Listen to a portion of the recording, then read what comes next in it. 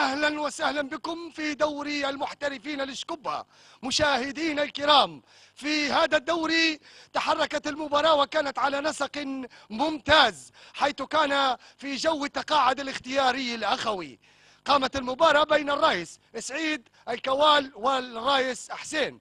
استمرت المباراة في أجواء جميلة، ولكن سرعان ما انقلبت من ملهاة إلى مأساة، إذ قام الرايس سعيد الكوال برمي أوراق الكارطة على اللاعب الرايس حسين.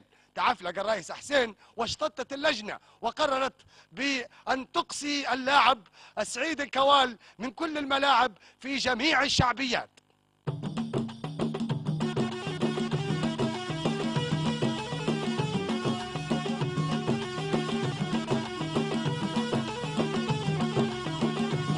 عتازيرك عتازيرك والتكة، نبدو على العالم نبدو على العالم والشكة.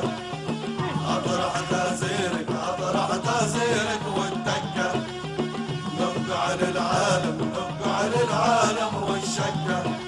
يا أمي بالكارطة هذا أم بالكارطة، يا أمي بالكارطة هذا أم بالكارطة.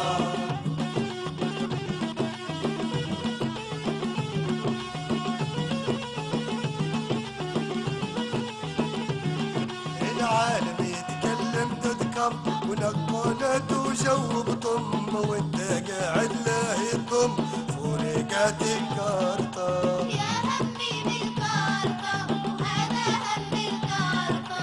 عالم فاتن عجادولي وانت متكمكم في حولي، تحسب بالستين نزول بتسكر هالكارطة. يا همي بالكارطة وهذا هم الكارطة. العالم للمريخ وصل ويصور بالديجيتال، وانت متركن في الظل وتمشكي في الكارطة. يا